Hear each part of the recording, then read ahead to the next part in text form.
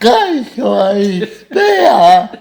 Kaixo, ba, ondo, izardita meronekin. Nire, bai. Aitu bero bat.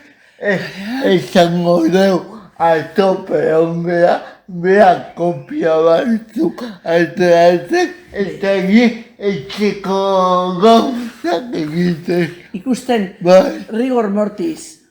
Rigor mortis orain ensaiatzen nahi naizen antzeslana. Gidoia. Eta gaur, aldaketa batzuk egin dituen saioan, eta ja neukan gidoia zikinkeri bat egin da. Eta orduan, ja aldaketak egin ditu Laia Bernuesek, eta ja pidali txukun, eta esaten kopia ingo deu, eta hola ondo ikasteko gaur gauean, ondo ikasi, ondo irakurtzeko, ze dela zirriborroz betetan neukan gidoia, eta esaten hola ez da ikasteik, hola ez da ikasteik.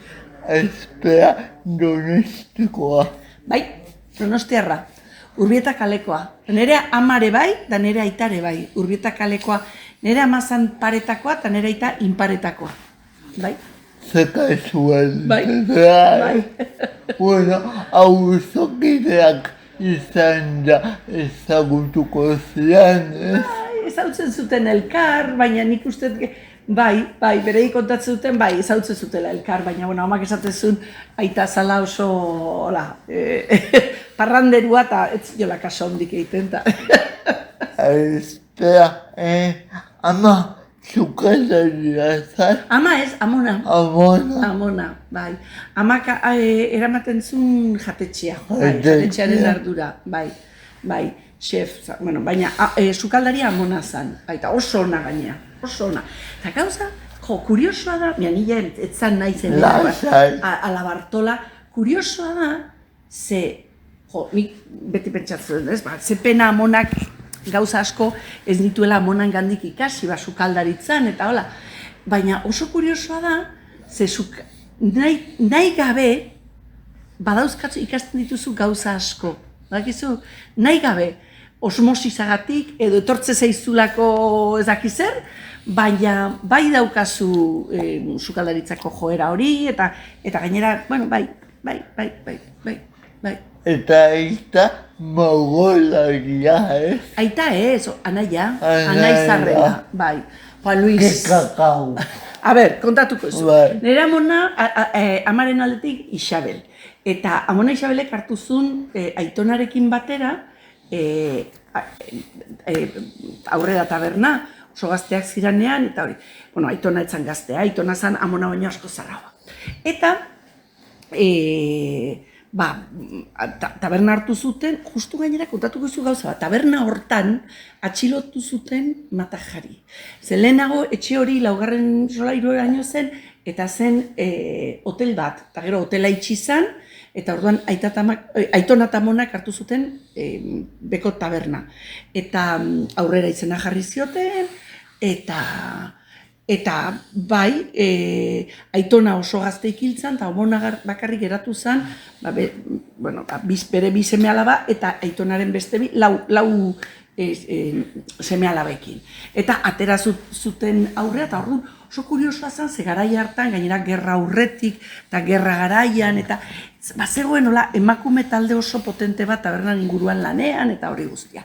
Eta aita zan, kaleko beste numeroko aita zan, Goenaga panaderiko, nire aitona eta amonak, Goenaga okindegian montatu zuten bere aitona Markosek bere anaiarekin. Eta gero ja hori utzi zuten, eta aitona gerra garaian soldauzka joan behar izan zuen, eta bueltakoan, nobilota hasi zianean, ezkondu zianean, amonak esan zion, amona Isabelek, hemen tabernan laguntza beharko genuke, eta orduan aitona sartu zian tabernan. Eta hori da historia, orduan, nik neuzkan zazpian nahi arreba, eta zarrena Juan Luis pintorea zen. Eta oen dela 2 urte zendu zen. Eta Olatz bigarrena, zan kapitan general, eta hori orain dela urte desente hiltzan, 2010an, orain dela 16 urte. Eta espera, nola iristen da zinema mundura? Zinemara, beira, ni antzerkiakin hasi nintzen oso gazteik ikastola. Bai, antzerkia eta egiten, eta gero ja, Eugenia Arozena Intxixuko sortzaileak, etorri zan ikastolara eta antolatu genuen antzerki taldetxo bat, hola, oso gaztetan, 13-14 urtekin, eta hola. Eta geroan hasi nintzen, pixka bat Intxixu taldearekin, eta gero handik hasi nintzen antzerkian muitzen. Nola edo ala. Eta gero ja,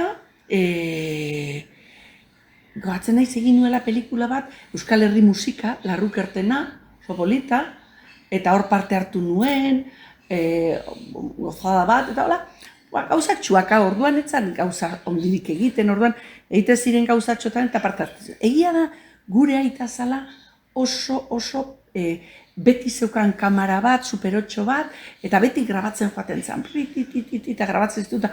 Etxean ikusten genituen pelikula asko, pelikulak, ez, zinta. Jarri pelikula eta proiektatuta ikusten genituen pelikulak etxean. Bai, aita zan oso zalia, oso. Eta amare bai. Eta amari beti gustatu izan zitzaion antzestea. Eta guk etxean beti eukitzen genuen maleta bat. Eta maleta hortan eukitzen genuen mozorroak eta pelukak, eta ez dakiz, eta orduan antzerkia egiten genuen etxean. Asko gainera. Eta orduan, bueno, bai, familian asko jaso dugun zerbait izan da. Esan duzu, hasiera garaietan gauza txikiak egiten hasi zinela, baina nola gogoratzen dituzu lehen pausoaiek. Ez zaukaten inolako, ez. Ziran, gauza normalak, ondo disfrutatzeko, ondo pasatzen zenun, giroan lotxa handia pasatzen zenun, urduritasun handiak eta olako gauza, baina ondo, bai, ondo gogoratzen, ez daukatola oroitzapen berezirik, gero hasi nintzen beste antzerki talde batean gogoratzen dut egin nuela beste saiakera, ondo, egia esan gustora gogoratzen dut, bai. Eta noiz hastezea zure pelikulak egiten? Hori askoz berandu dago, ni hasi nintzen ja antzerkiarekin, joan nintzen ikasi nuen 2 urte derecho, ez zizean bat, bukatu nuen oso gazteik, bukatu nuen 16 urtekin, eta orduan nik nahi nuen periodismo egin, baina nire gurasoek esatzen nola goalgo, 16 urtekin Madrilea edo Barcelona, ez da pentsature, oso gaztia zea, orduan, hemen Donostintzik zeon gauza gutxinetako bat zan derecho, eta hor sartu nintzen, oso ondo pasanun, baina nik egia esan, eite zitzaidan, astuna, hizkuntza barrokoa, eite zitzaidan, ze pelmada zan derecho, eta 2 urte pasaritu, gaina izan ziren Franco hiltzan garaia, momentu oso muituak politikoki izan ziren, eta gero ja, hortik joan nintzen, egin nuen magisteritza, ikasi nuen, eduki nuen suertea, filologia ikasi nuen magisteritzaren barruan, eta, claro, suertea eukin nuen oso irakasle honak eukin nitula, hien artean Angel Lertxundi, eukin nuen jende asko Mari Carmen Garmendia, eta baita ere Enkarnigenua, txotxongilotakoa. Eta gogoratzen dut behin, magisteritza ikasten nahi nitzala bukatzear nengoel, ez. Eta gero, ez dakit lehenago edo gero izan zen. Bueno, total, Angel Lertxundik irakaslea nuen eta oso maitea gainea. Eta orduan, gero joan nintzen, ja bukatu nunean, zan, ni Madridean joa ja ikastea, ja ez dauzkat 16 urte, eta Madridean joa. Eta orduan joan nintzen ikastera, antzerki gintza, ez dakiz, eta Madriden nengoela, oso gustora, bai, gainera oso aktore handiekin koinciditu nun, eta oso garai polita izan zen. Oso lagun hona dauzkat garai hartakoak. Eta orduan, handik, deitu zidate ez, lehenago Angel Lertxundi deitu zidan Ipurbeltz aldizkaria zuzentzeko. Zuk ez zinan jaio Ipurbeltz egoela. Ipurbeltzan komiki bat, euskeraz, neska mutilentzat. Eta orduan hori zuzentzen nuen eta hori egiten nuen. Mertxeekin batera. Mertxe Zeizarekin batera. Eta gero Mertxek utzi zuen, eta ni geratu nintzen. Eta bueno, hor Madriden jarraitzen nuen horrekin lanean, eta Madriden nengoela, enteratu nintzen Donostin irikizala antzerti eskola. Eta orduan, bueltatu nintzen, sartu nintzen lehenengo promozioan, eta hor hasi nintzen ja antzerkia modu txukunago batean eta profesionalago batean egiten. Bai. Eta oso ondo, eta gero parte hartu nuen, maskaradak egin zuen pistolaren begi zuri beltzak, izan zen euskeraz egin zen lehendabiziko, euskera hutsean, egin zen lehendabiziko antzerki profesionala. Eta, bai, eta hor parte hartu nuen, orduan, bueno, antzerkiaren historia oso gertutik ezagutzen dut, herri hontako antzerkiaren historia. Eta bai, eta ja hortik aurrea, antzezlan askotan ibili nintzen, eta iritsi zen momentu bat, eta gero, zeak Angel Artxundi berriz deitu zidan, justu momentu hortan, telebistan, ETB sortu behar zen. ETB sortze. ETB zan, informatibo bat kortina batekin atzean, ez? Eta orduan, pailazoek, txirrimirri eta txiribitonek, programa bat sortu behar zuten. Eta orduan deitu ziaten, Amona Martxelonen aiteko. Eta orduan initzen Amona bat, telebistan, ipuinak kontatzen izkienak. Umetxoi kamaran aurrean jarrita, ipuin bat kontatzen un astero. Ipuin diferente bat. Eta hori zan ere pertsonaia, Amona Martxelon. Eta egin nuen urte bat, eta piku haiekin ikaragarri ondo. Txirrimirri eta txiribiton izan da pasada bat. Haiek montatu zuten lehenengo hori, gero hasi ziren egiten sketch modukoak. Eta orduan hori izan zen, ETB-en egon zen lehendabiziko fikzioa. Eta orduan antzertik hor sartu ginean, hor hasi ginean lanean, eta baita abeko bideoetan. Eta bueno, hor ja hasi ginean audiovisualak eta egiten. Bai, eta asko egin genuen, Txirrimirri eta txiribitonekin asko, nik egin Amona Martxelon, eta gero egin Poti Martxelon. Txirri eta mirri eta Amona, kantuan agertzen diran pertsonaia. Ni naiz Poti eta orduan Poti Martxelon. Eta bueno, oso gustora itu ginen, eta iritsi zen momentu bat, ja, nik negola, esaten, hau da dena, hau? Egin genitun oso montaje berrak, egin genitun, esate baterako, komedia elarteko antzezlan bat, egin genuen Arlekino binagusien zerbitzaria, egin genituen oso antzezlan honak, gero lan egin nuen Luis Iturrirekin, Arriagako zuzendaria zan garai hartan, eta oso zuzendari handia, eta suerte handia euki genuen garai hartan, eta garai hartan lehenengo promozio hartan geunden zesango izu, Elena Irureta, Kontxu Odriozola, Isidoro Fernández, Carlos Zabala, zen gehiago den Mikel, geunden Xavier Agirre, geunden oso Clara Badiola, astuko zaizkit pila, baina geunden talde oso jatorra eta oso ondo aitzen ginean. Eta orduan bizitza guztian gainera lagunak izaten jarraitu dugu. Eta gero, ni joan nintzen, ja pixkan azkatutan egon izaten du, hau da dena, jazta, eta hola izango da beti, eta orduan hartu nun eta joan nintzen Nueva Yorkera. Bizitzera eta ikastera, eta holatan Nueva Yorken nengoela, oso eskola HB Studioan egon nintzen, eta oso gustora eta Actors Studiora ere antzeuden ikastaro batzutan parte hartu nuen, oso gustora, oso ondo. Egia esan, hango goratzen dut Actors Studioan Paul Newman ezaltu nuen, oso jatorra.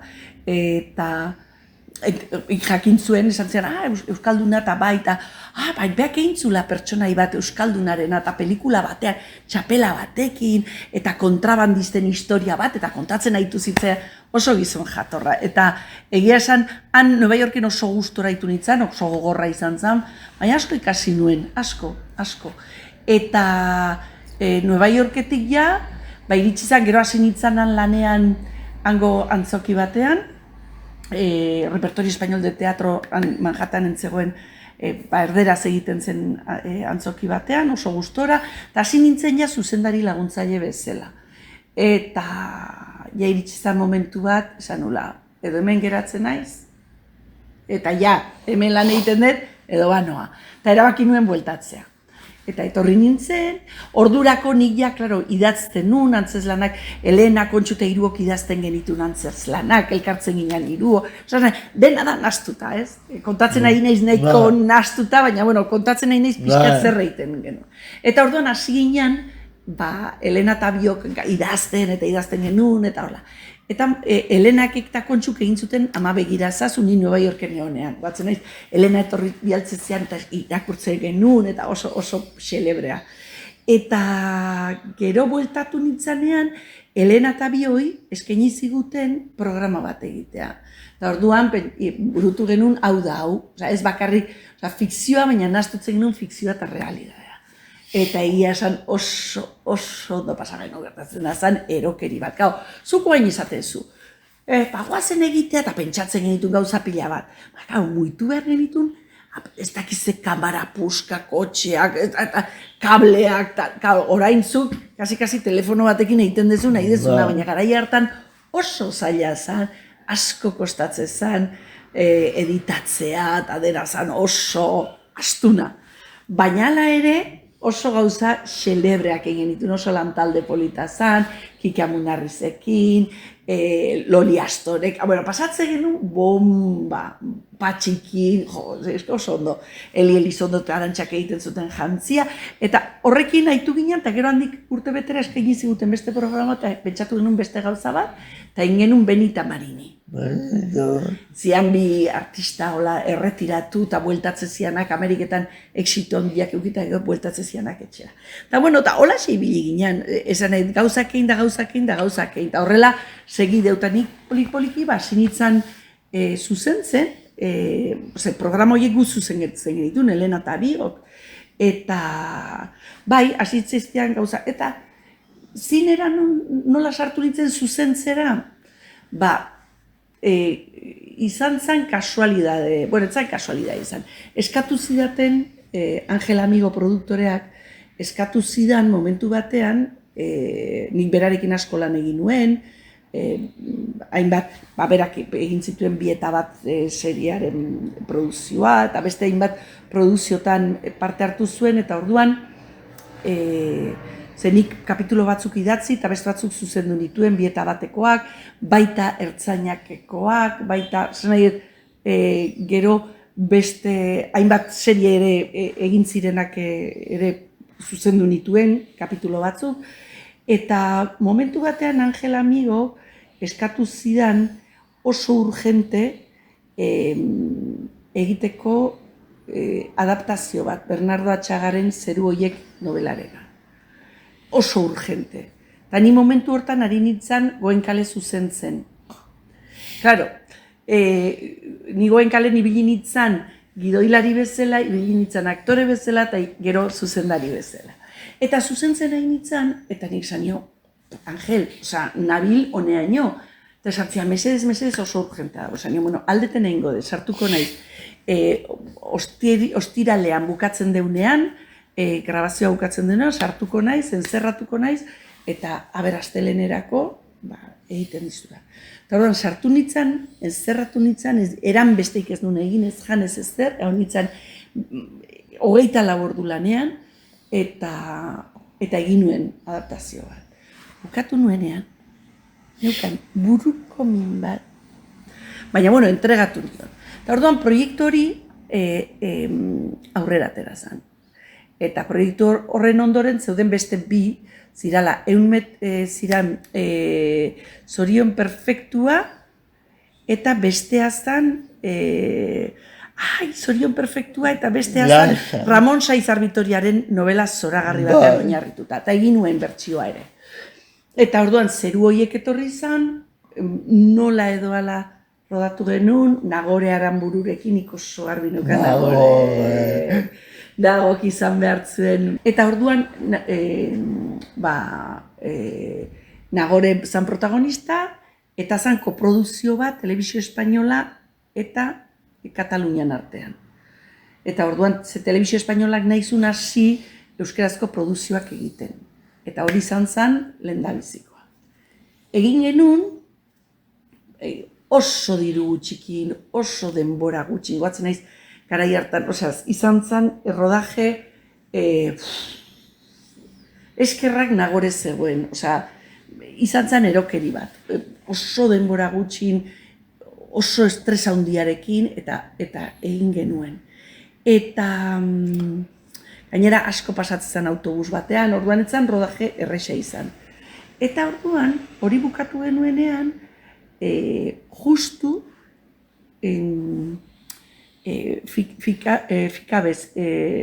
FIPA, Biarritzen dagoen telebistako festivalean selekzionatu zuten han parte hartzen. Bai. Eta oso harrera ona, han estrenatu zen, eta oso harrera ona eukizu. Eta justu Telebizio Espainolak estrenatu behar zuenean, izan zen T4ko atentatua. Wow. Bai. Eta orduan horrek geldiarazizun, karo, gaia zen, etako kide bat kartzelatik atera.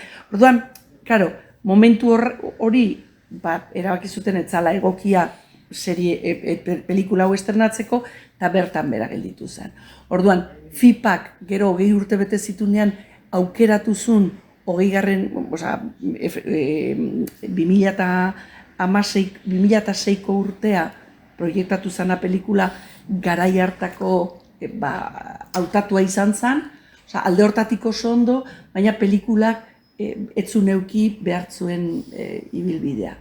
Eta ondoren, eskatu zidan beste proiektu bat egitea, eta orduan nik buruan neukan herri honi oso lotuta dagoen sukaldarien eta komedia bat, sukalde kontuak, eta hori egin genuen. Baina horre ere, gertatu zen, oso larri biligina eta oso denbora gutxikin, eta oso diru gutxikin, eta batez ere denbora. Jon Collard produkzioan ari zanak, beti esatezean, edo orain egiten dugu, edo ezin dugu. Zaten nion, Jon, baina ez digu denborei, oain ikan beste berzio bat, edo orain rodatzen dugu, edo ez. Eta orduan izan zen, baina Jonek mesedeiteagatik, eta eskertzen diot, beti eskertuko diot, bere babes guztia. Eta orduan egin genuen bigarren pelikula. Eta gero nik egin ditut beste dokumental dexente, audiovisualaren inguruan, eta gero egin dut labur metraiak ere egin ditut, batekin Newcastleen Australian saria irabazi nuen. Gauzatxoak egin ditut beti, ez diru askokin, beti diru gutxikin, baina egin ditut. Eta gero etxean suertea badaukagula, nire alaba orain zuzendaritza ikasten ari da, baina aktorea ere bada, nire suia argazki zuzendaria da, nire hiloba ere argazki zuzendaria eta iluminatzailea.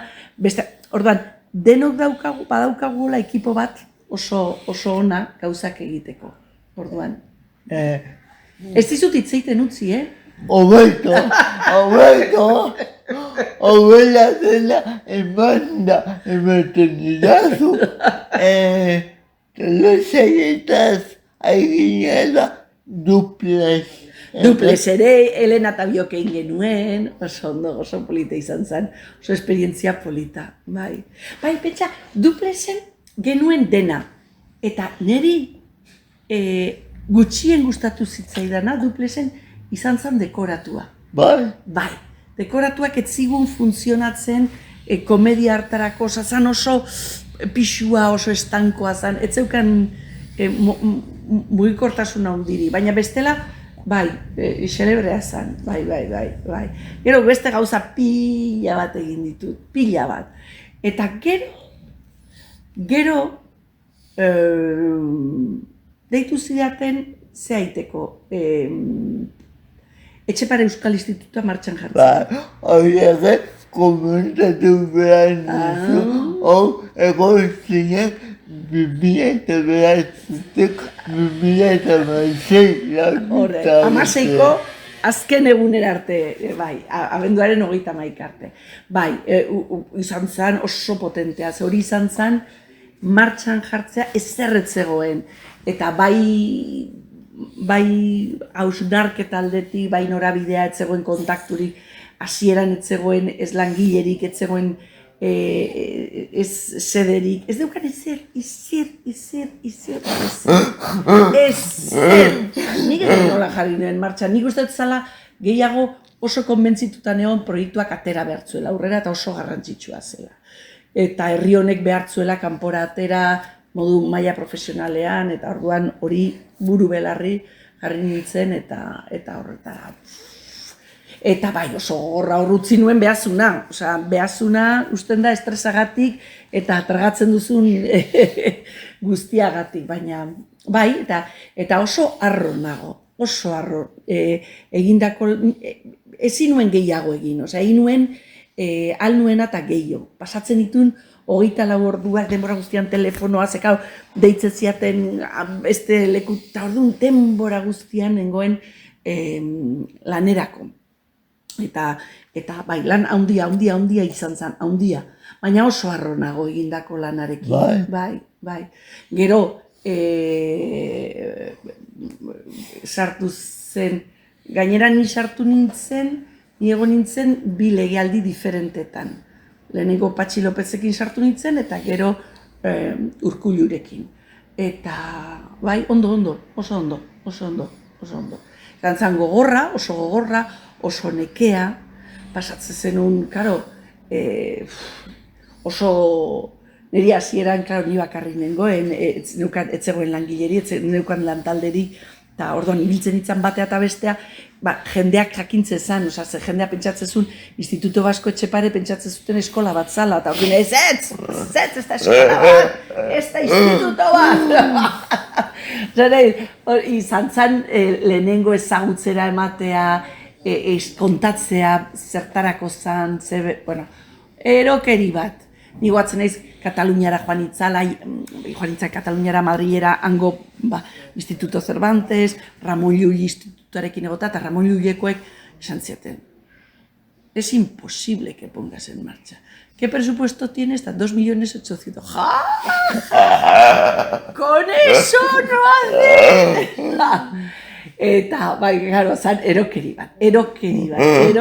Esate izut, egin genuen, benetan proiektuan sinisten genuelako, baina oso gogorra izan zen. Esate izut, behazun utzi nuen, ez nun lorik egiten, insomioa dena, baina pozik nago, jende askok ezagutu zuen euskal kultura, jende askori ateak irizkitzen zaizkion, eta beste jende askok euskaldunak ateak iriki zituenak, bere eskuzabaltasuna erakutsi zuen beste euskaldun askori ateak irekitzeko. Eta hori oso polita izan zen, eta oso ederra, nik jende askori... Eta bira, oain aprobetxatuko dut, inoiz ez dut okasiorik eukitzen eskerrona emateko, zenbat jendek lagundu zuen beste euskal artistei kanpora ateratzen. Oso ederra izan zen. Ekipage horako eragile potente bat, kultura nolabai sustatzeko. Bai. Claro, nik beti pentsatu izan dut, Euskal Herrian bereziki, eta horretik neukan behar hori, bereziki ez garela kontziente ze potentzial daukagun. Eta ze artista eta sortzaile dauzkagun. Eta zenbat jende dagoen. Eta jende horrek gehienetan lan egiten du modu nahiko prekarioan. Ze, herri txikia gara, eta orduan lan egin behar duzu hemen eta han, eta gainera hontan. Eta egin behar duzu goizetan irakasle, arratsaldean idazle, eta albadezu baitzaldi bat eman.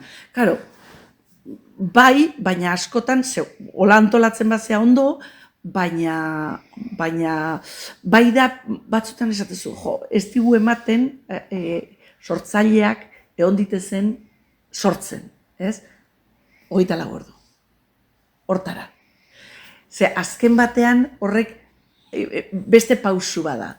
Eta nik uste dut falta zaigula gure herrian sinistea eta apustu handiagoa egitea gure sortzaileen alde.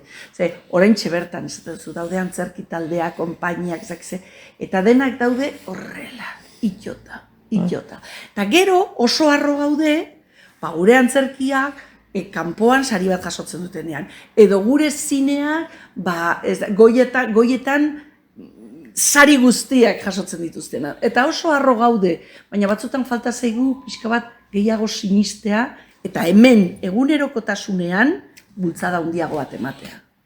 Aktore moduan ere egin dituzu gauzak ez luzatzeko beregi komentatuko dugu bi pelikula. Bai, zein? Ander eta Jul. Ander eta Jul, bai. Eta gero bestalde Joies. Joies, baita Joiesen oso papel txikia neukan, oso txikia.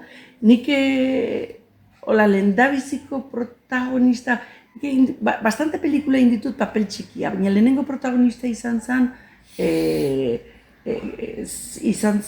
zearena, karlista dena. Ez, karlista dena. Bai, eta hor protagonista zen eta oso papel polita neukan. Eta horrekin eman zidaten sari bat, interpretazio saria Malaga, Murtzian. Eta gero, zearena, Ander eta Jul orain gainera filmategiak berritu du, eta gaur idatzi, beira, erakutsiko dizut mezua, gaurtxe bertan, ez da tontakeria, horrela ikusiko duzu nola egia den, gaurtxe bertan idatzi dit Anna Diezek, zuzendariak esateko, hola preciosa, ¿quién sabe por dónde andarás? Ponen Ander eta Jul restaurada en el festival el día 23, ¿podrás venir? Esaten diot, creo que sí, ¿a qué hora es? Dicen ahora a las 6:30 en Tabacalera, pero que puede cambiar el horario, hori esaten dit. Aukerakako ikusteko, berrituta omen dago eta oso ondo berritu omen dute, zoragarria omen dago. Kriston lana egin dute, gaina uste Italian niri bidali zizkidaten argazkiak berritzearen aurkitzen ditudan, eta oso politak. Aurkituko dut bizketan egin bitartean, bai. Eta adibidez zuri ze zinea ikustea gustatzen zaizu. Ni oso zinezale, beira, hau da, Ander eta Juleko argazkia. Jendeak edu ikusiko du. Bai, ikusiko du, hau ni naiz, gazte.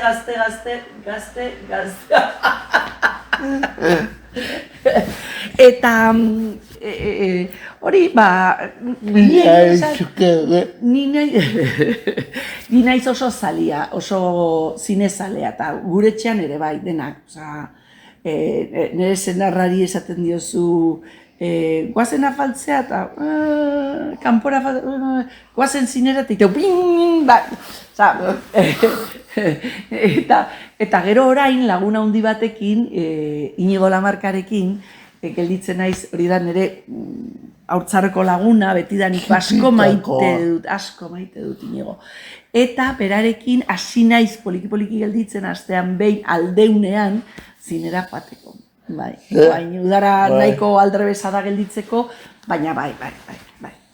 Eta, zer kontatu behar nizun, beste gauzat kontatu behar nizun pelikulei buruz, gero Telmo Esnaltak isirekin, horrein genuen Agur Etxebestera. Claro, eske Telmo Esnal, hasi zan, gure laguntzaile bezala, hau da hau, pentsa, putatzen eta denak, azkenean famili bagea. Bai, famili bagea eta denak elkarrez hautzen deu, eta oso ondo, egia esan oso ondo eramaten gea, oso ondo, bai. Eta bueno, harreman estua daukau, eta asko maite dugu elkar. Eta Telmo gero, zuzendu zuen Kixirekin, eta gero zuzendu zuen berak ere dantza, pelikula, eta bueno, gauz asko egin ditu. Bai. Ikusten dugu zinetak togetan zezle munua agitista bazala, baina ni bukatu baino egineko nezkezuke hiru galdera. Bota. Hogako jendeari egiten diotana beti. Itxoin, galderak egin baino lehen. Gauza bat ez dizut kontatu. Esan. Ni berez gehien dedikatzen dudan denbora izaten da idaztea. Idazteari dedikatzen diot denbora asko. Idazten dut bereziki antzerkia. Eta asko idatzi dut, liburu asko dauzkat, zorionez asko publikatuta, igual 30 inguru dauzkat, edo estrenatuta. Eta oso pozik nago. Horrekin ere, eta hori ez dugu aipatu, baina uste dut hemen ere, gaur egun ere gure herrian, literatura dramatikoa ez dala asko estimatzen, baina, eta ez da irakurtzen, zoritxarrez, baina bai oso harro nago egiten, egindako lanarekin, bereziki daukat neskamutilentzat gida bat, gorateloia, antzerkia egiteko eskoletan, eta hori asko gustatzen. Eta gero badauzkat antzeslan batzuk oso kutxunak, esate baterako zutkabe, edo eskinaz idatzi nuena, bai, eta orain, esate baterako Eirabek aurkeztu du Amama, estrenatzen diran nire antzeslan desente, oso pozik nago horrekin ere. Idazketa ere izango da terapia moduko bat. Ez pentsa, ez terapia ez da, Sakrifikatua da. Ez, da behar bat, buruak eskatzen dit, beti ukitzen dut zerbait, erleak buruan, bakizu, erleak buruan dauzkatzunean, Ideiak. Bai, eta orduan, hortaz idatzi nuen, ez, obra bat, erleak buruan, eta orduan da, gustatzen zaizu, eta niri gustatzen zait antzerkian, gustatzen zait entzutea, gustatzen zait dialogoa, pertsonaiak sortzea, eta azkenan denak lotura dauka, antzerkiak, idazteak, zuzentzeak, antzesteak, denak lotura dauka. Orduan, asko gustatzen zait, eta klaseak ere ematen ditut, une den, dramaturgiako klaseak, eta benetan asko gustatzen zait, antzerbaina.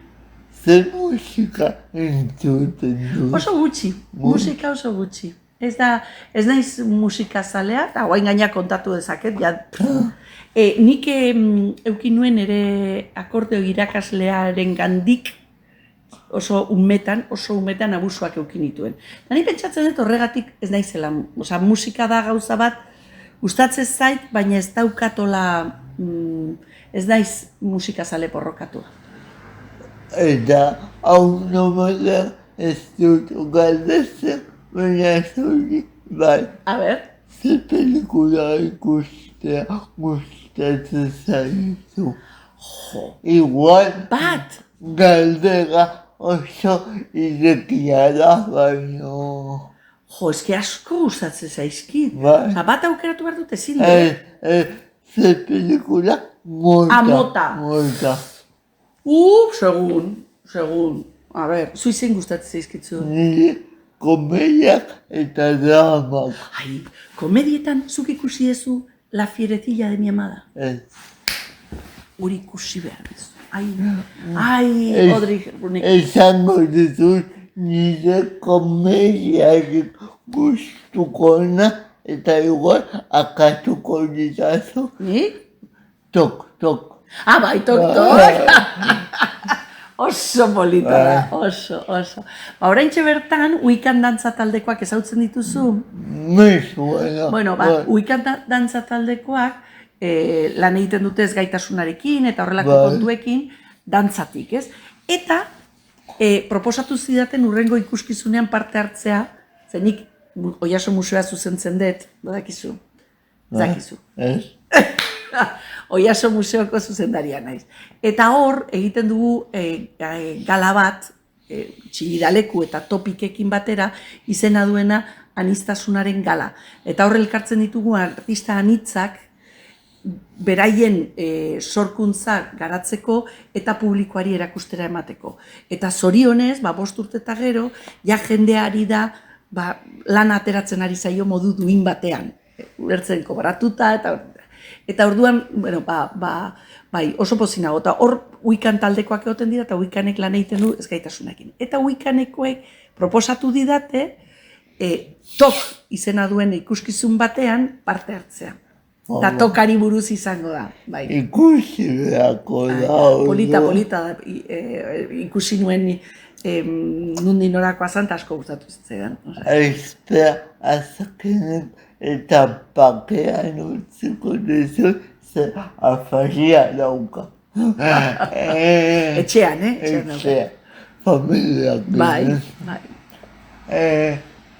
Guzinean mundu kulture eta zogargarri honetan zerbidetatek dakako zuke kezkak izango dituzu normala den bezala nola izena dute gauetan etortzen zakizu mamu horiek loak entzea.